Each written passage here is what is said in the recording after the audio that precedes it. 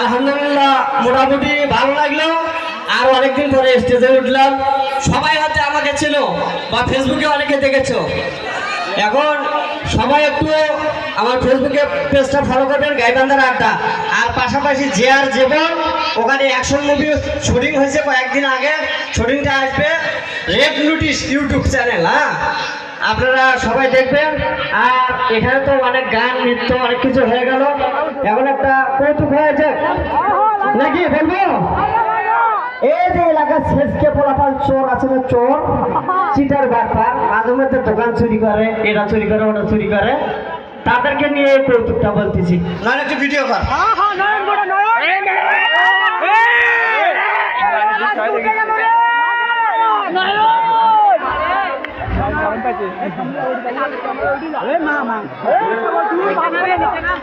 কৌতুকটা এরকম হচ্ছে, এক শেষকে চোর ওই প্রায় টাইমে একটা দোকানের উপর টার্গেট করে থাকে, দোকানটা চুরি করবে। তো চুরি করবে যায়, প্রথম দিন চুরি করে সাকসেস হয়েছে, আবার চুরি করার জন্য গেছে। দ্বিতীয় দিন যা ওই মা, সেই মায়ের মায়ের এলাকার লোকজন ধরে যে পিটানি দিছে, ওই শেষকে চোর পিটানি খায়া সেদিনের মতো এলাকার লোকজন সাধারণ চুরি তো মাফ করে দিছে। এই ফলায় চলে গেছে। কিছুদিন যাতে না যাতে এই হালায় আবার চুরি করছে। চুরি করবে এসে একবারে একটু মাটা ধরা খেয়ে গেছে।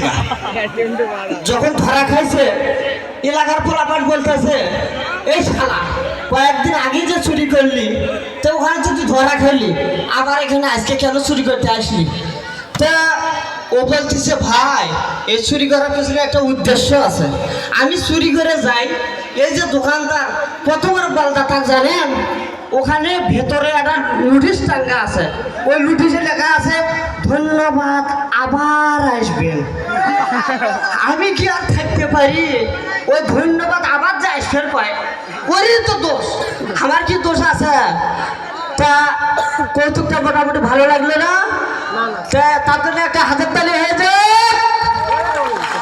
আর বিশেষ করে এই যে পরীক্ষার্থীরা পরীক্ষা দিচ্ছে না, এই যে পরীক্ষায় একটা যে প্রশ্ন আছে যে বায়ুমণ্ডল কাকে বলে, হঠাৎ করে এক ছাত্র কি করে ব্রেন মাথা ঘুরে গেছে, কি উত্তর লিখবে পারে না, ওই একটা বুদ্ধি খাটাইছে, মণ্ডল পাড়ার উপরে যে বায়ু বয়ে যায় তাকেই বায়ুমণ্ডল বলে।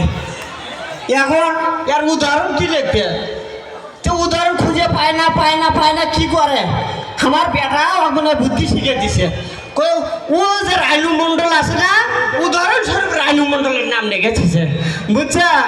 যে আজ ভাইরাল হয়েছিল রাইনু মন্ডল। তা এখন বহুত দিন পরে স্টেজে উঠছি, একা একা কি পারফর্ম করবো, যেটুকু পারলে আনন্দ দিতে। আপনারা ভালো থাকেন। আর পরীক্ষার্থীরা হাসে না, খালি দাঁতক হইস, বুঝছ? এবারকা যে শিক্ষামন্ত্রী আছে, হেলিকপ্টার মেলন যদি স্পিরিটে যায়, বুঝছো? সেখানে সুযোগ। আর সেসি ক্যামেরা লাগাইছে, সেসি ক্যামেরা, সাবধানে দাঁত ঘষো। আর পরীক্ষা সুন্দর করে দিবা। আমার পক্ষ থেকে তোমাদেরকে বলতেছি, ছোট ভাই বোনেরা আছো, পরীক্ষা একটু ব্রেনটা সবাই সচল রেখে পরীক্ষা দিবা। পরীক্ষাটা দিতে গেলে কেউ বেশি উদ্বিগ্ন হওয়ার চিন্তা ভাবনা করার কোনো বিষয়ই নয়। প্রশ্নটা হাতে নিবা, জাস্ট একবারে ফার্স্ট টু লাস্ট পর্যন্ত পড়ে নিবা।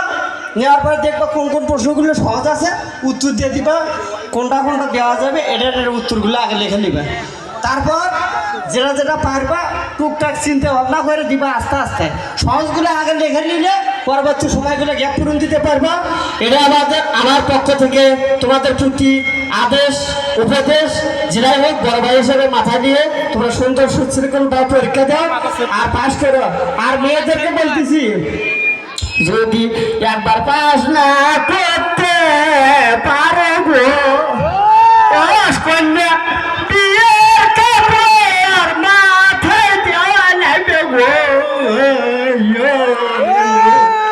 বুঝছো? ধন্যবাদ। একটা জোরে তালি, অনেক সুন্দর হয়েছে।